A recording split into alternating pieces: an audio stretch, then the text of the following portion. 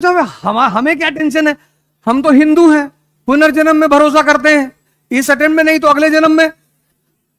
लड़की तो मिल गई,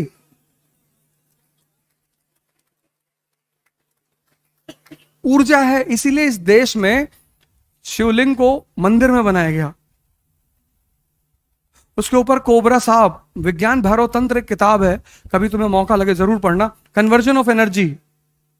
जो बच्चा है, बच्चा, वहां सेक्स हार्मोन एक्टिव नहीं है, इसलिए बच्चे की जो सबसे बड़ी तमन्ना है ना, वो है चॉकलेट। उससे बड़ी उसकी तमन्ना नहीं है, स्त्री उसकी तमन्ना नहीं है, पुरुष उसकी तमन्ना नहीं है, उसकी तमन्ना है चॉकलेट। फिर बुजुर्ग, उसकी तमन्ना बहुत है, ताकत नहीं है। तमन्ना उसकी भी है लेकिन ताकत नहीं है। पूरी सुन लो, ये जो युवा अवस्था है ना, अब बाबा रामदेव को समझ में आ गई ये बात, बाबा रामदेव को समझ में आ गई, तुमको परेशान कर रही है। उस आदमी ने ओवरकम कर लिया, 10,000 करोड़ का मालिक है। कपिल शर्मा के शो में आया था, किसी की हिम्मत नहीं पड़ रही थी उसके साथ एक्रोबेट तो एक्सरसाइज वगैरह करते हैं, किसी की हिम्मत नहीं पड़ रही थी उसके सामने परफॉर्म करने की। 10,000 करोड़। और कपिल शर्मा मुकेश अंबानी की बेटी की शादी में थाली उठाएंगे, बाबा रामदेव नहीं उठाएगा। मुकेश अंबानी की इतनी औकात नहीं है कि वो बाबा रामदेव से कहते कि मेरी बेटी की शादी में तुम थाली उठा लो, किसी गेस्ट को दे दो। मुकेश अंबानी की बेटी की शादी में एक बड़ी प्यारी घटना घटी। बॉलीवुड के जो कलाकार हैं उसको बुलाया उसने और कहा तुम लोग जितने भी गेस्ट आए हैं सबको सर्व करोगे। क्या संदेश दिया उस आदमी ने। पैसा होने से सब कुछ नहीं है, लेकिन यह बात वो सदगुरु से नहीं कह सकता था। ज्ञान सर्वोच्च है, तब भी था, आज भी है और कल भी रहेगा। वो बाबा रामदेव से मुकेश अंबानी नहीं कह सकते कि आप हमारे यहां गेस्टों का आदर करेंगे और उनको माला पहनाएंगे, उनको खाना सर्व करेंगे। नहीं नहीं नहीं, नहीं। क्योंकि शक्ति ही तो है। और अगर वो शक्ति, और वो शक्ति एक समय आएगा, इसलिए मैंने बड़े सारे वीडियोस डाले यूट्यूब पे कि कन्वर्जन, धर्म का जो सबसे बड़ा सिद्धांत है वो है कन्वर्जन, लेकिन एक है सूडो कन्वर्जन। खत्म, श्यामलाल बन गया शमशुद्दीन, नाम चेंज करने से थोड़ी कुछ होता है। श्यामलाल बन गया सैमुअल, लेकिन ये सूडो कन्वर्जन है। जो ओरिजिनल कन्वर्जन, अल्लामा इकबाल कहते हैं ना, कुछ बात है कि हस्ती मिटती नहीं हमारी। कौन सी बात? यही बात कि सिद्धार्थ इंद्रियों पे जी रहा है, और जो व्यक्ति इंद्रियों पे जी रहा है उसको जो इंद्रियों की विशेषताएं हैं वो प्रभावित करेंगी। अगर तुम्हें सेक्स प्रभावित कर रहा है तो तुम एक नॉर्मल इंसान हो। अब कुछ ज्यादा कर रहा है तो थोड़ा सा एबनॉर्मल हो, लेकिन अगर तुम्हें सेक्स प्रभावित कर रहा है तो तुम नॉर्मल इंसान हो। लेकिन इस देश ने एक समय पर आकर कह दिया कि सेक्स की कोई बात नहीं करेगा। जैसे इस देश में अगर तुम सेक्स पे बात करो तो लोग तुम्हें रोक देंगे तुरंत, भाई साहब प्लीज, गंदी बातें कर रहे, करने के लिए मरे जा रहे हो।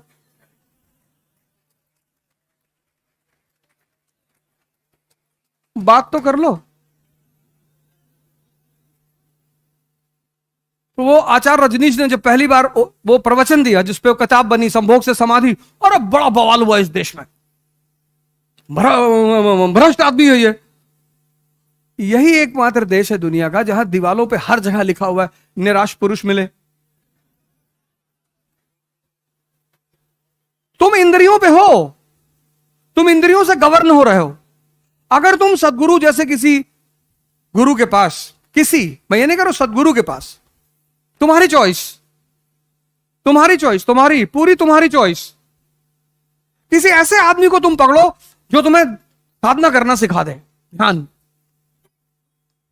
ये मन जो है ना, मन, इसकी कुछ विशेषताएं हैं। जैसे पहली विशेषता, विचार फेंकता रहेगा कुछ भी।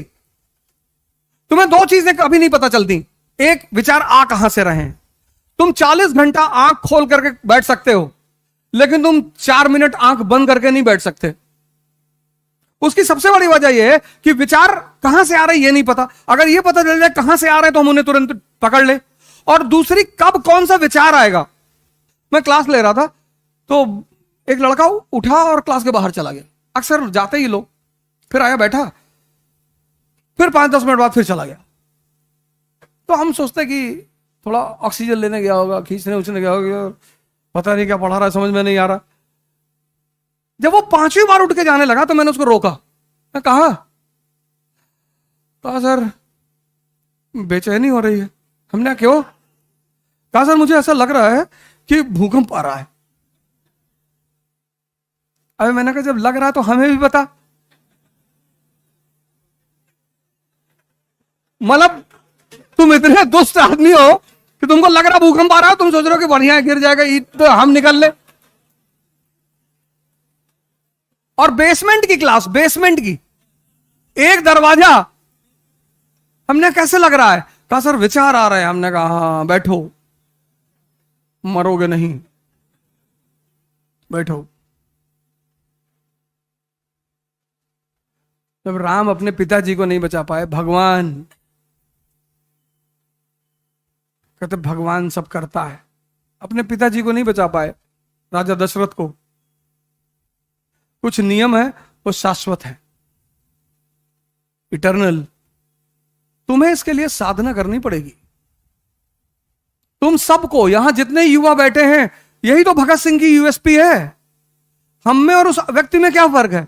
ये देश आजाद उन्हीं जैसे लोगों की वजह से हुआ, और आज परेशान है क्योंकि यहां के जो भगत सिंह है उनको सेक्स परेशान कर रहा है।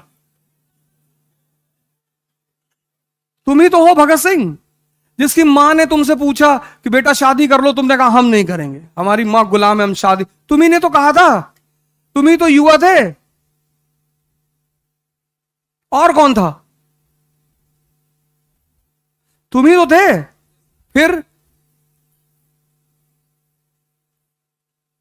तुम ही थे जिसका 4 kg वेट बढ़ गया था मरने से पहले। तुम ही थे जिसने कहा था कि 15 पेज बचा उसको पढ़ लेने दो।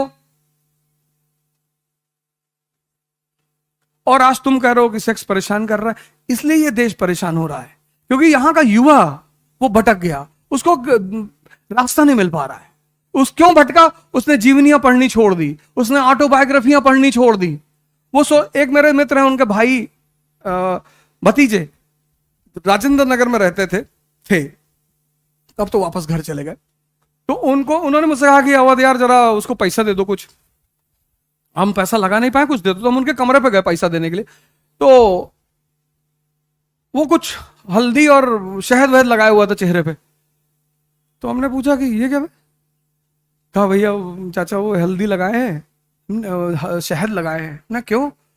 कहा कि इससे चमक आती है। तो उन्हें तुरंत फोन निकाल के अपने वो मित्र को फोन किया। हमने कहा इसको ले जाओ, ये अगर 60 जन्म आईएएस देगा तो भी नहीं होगा इसका। ऐसे कह रहे हो यार? मैंने इसका बेसिक कॉन्सेप्ट नहीं क्लियर है। ये चमक आ रही है पावर की वजह से, यहां क्यों नहीं आ रही, वहां क्यों नहीं आ रही है? जब इतना बेसिक सिद्धांत तुम्हारा क्लियर नहीं है तो तुम आईएएस बनोगे? जहां इकोनॉमी, पॉलिटी, सोसाइटी सबको मिलाकर सोचना पड़ता है। इंटरडिसिप्लिनरी प्रिपरेशन है ये। इस प्रिपरेशन की सबसे खास बात यह है इंटरडिसिप्लिनरी। तुम्हें इकोनॉमी समझ में नहीं आई, तुम्हें पॉलिटिक्स कभी नहीं आएगी, आएगी ही नहीं। यही तो एक खतरा है। हम क्यों बार बार तुमसे कहते हैं एनसीईआरटी पढ़ने का? तुम्हारा बेस मजबूत हो जाएगा। तब तुम बेस मजबूत होने के बाद जब सारे सब्जेक्ट को कनेक्ट करके पढ़ोगे। अफगानिस्तान में स्त्रियों की दशा बुरी क्यों है? क्योंकि वो इकोनॉमिक तौर पर इंडिपेंडेंट नहीं है। पराधीन सपनों सुख नहीं, इस्लाम रीजन नहीं है। इस प्रिपरेशन की सबसे अहम पहलू क्या है? इंटरडिसिप्लिनरी। यहां तुम सेग्रीगेट करके नहीं पढ़ सकते।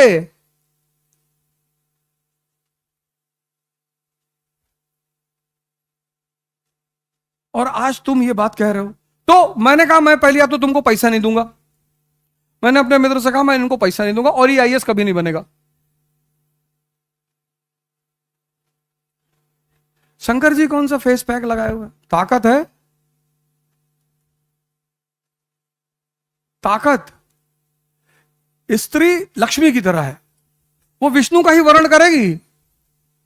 तुम कहानियां पढ़ के कुछ सीखे ही नहीं। तुम उसके सामने अच्छा बनने की कोशिश करते हो कि मैं सिगरेट नहीं पीता। पियो, कौन मना किया तुमको? जहर भी पीना चाहिए।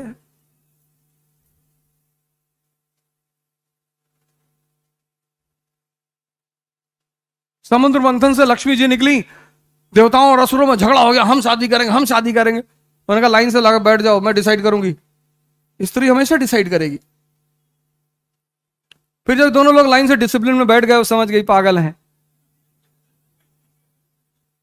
उसने दूर सागर में देखा एक आदमी शेषनाग पे लेटा। उसने कहा ये कौन है? बोले विष्णु है। बोले इसको पता है मैं बाहर आई हूं? बोले पता है। बोले फिर भी जाके उन्होंने उनको माला पहना दी। इनविंसिबल है ना, ताकत। ये दोनों लोग देखते रह गए और माला ऐसे आदमी को पहना दी जो हमेशा लोड करके रखा हुआ है कि उल्टा सीधा बोले तुरंत डाल देंगे खटाक से।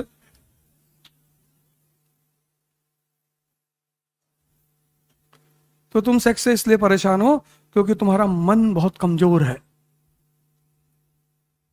तुम्हारे पास कोई इतना बड़ा गोल नहीं है जो इस छोटी सी चीज को ओवरशैडो कर जाए। तुम्हारे पास कोई नशा नहीं है। ये जो तुम शराब को नशा मानते हो, ये सबसे घटिया नशा है। पीते हो तो अच्छी बात है, कोई बात नहीं, लेकिन बाप के पैसे का कभी मत पीना। बड़े मेहनत का पैसा होगा। आप में से बहुत सारे लोगों के पिता एक सामान्य सैलरी पाते होंगे और वो आपको पैसा देते होंगे। अपने पिता के पैसे को कभी इधर उधर मत करना।